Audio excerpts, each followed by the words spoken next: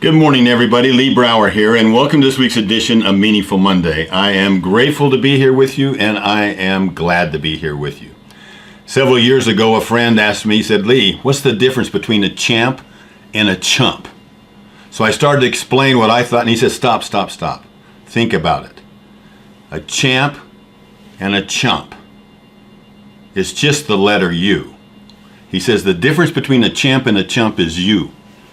Now, champions. So you start looking, what do champions do? First of all, champions are known to do the extra.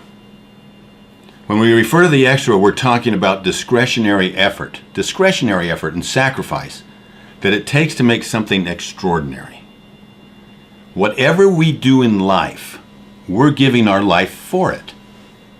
So we better make sure that it's worth it. Killing time is slow suicide. Treading water is drowning. So what are we prepared to give our life to? As leaders, what kind of a life will we lead? Everything that we do in Empowered Wealth, we believe in empowering leaders in families, in businesses, and in communities. Why?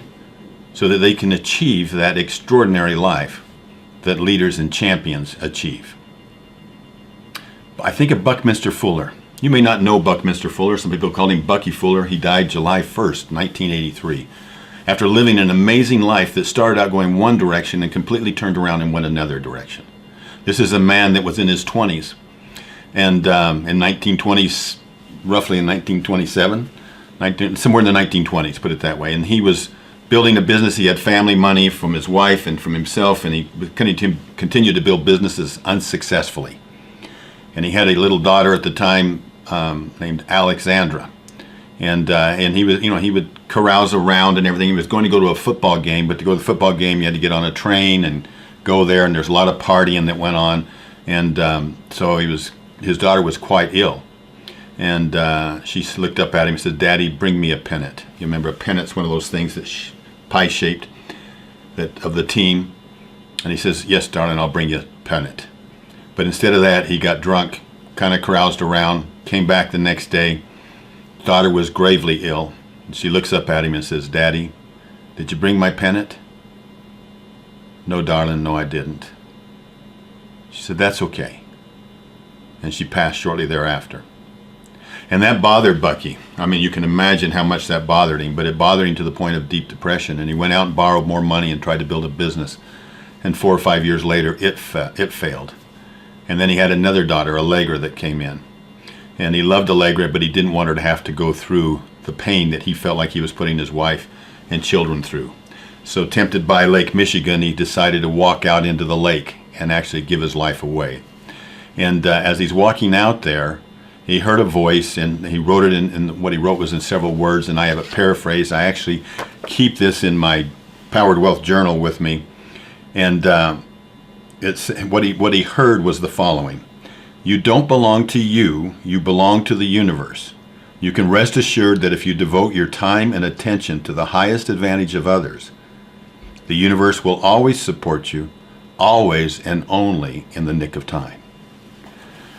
That story continues to inspire me to this day, because what Bucky did is he went back and he had to get his brain recalibrated. He had to quit feeling sorry for himself and step out and really understand what it was the you that made him. What was the me that made me me, or the you that makes you you? And as he did that, he lived a very meager life in the sense that he had so much faith in that deal that he would actually, at the end of each month, give away all of his surplus and start over again the next month, because he knew that he would be supported always and only in the nick of time. He ended up with many degrees around the world. He's known for creating the geodesic dome, and fullerenes, many other things. And he died within just hours of his wife passing as well. And, so here's a guy that turned his life completely around. And one of the things that he said was, and when he talked about what we can do as individuals, he said, "What is my job on the planet? What is it that needs doing that I know something about that probably won't happen unless I take responsibility for it? What is the extra that will make us extraordinary?" Now, here Bucky is regarded as one of the key innovators to this day. He's still influencing and impacting. One of his quotes says, it's highly feasible to take care of everybody on earth at a higher standard of living than any have ever known. He was ahead of his time, believe me. It no longer has to be you or me. Selfishness is unnecessary. War is obsolete. It's a matter of converting the high technology from weaponry to livingry, Livingry,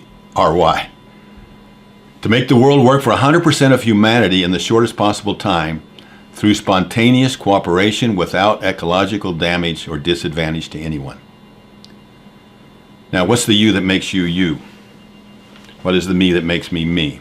Quoting Bucky, never forget that you are one of a kind.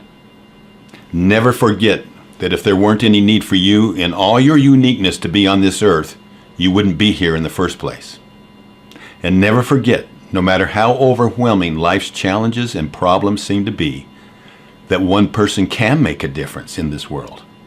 In fact, it's always because of one person that all the changes that matter in the world come about. So be that one person. Be a champ. I'll talk to you next week. I look forward to talking to you soon. And by the way, if you feel that this message or similar messages can be of value to anyone in your circle or friends that you may have, don't keep it to yourself. Share it. I'll talk to you next week. Bye-bye.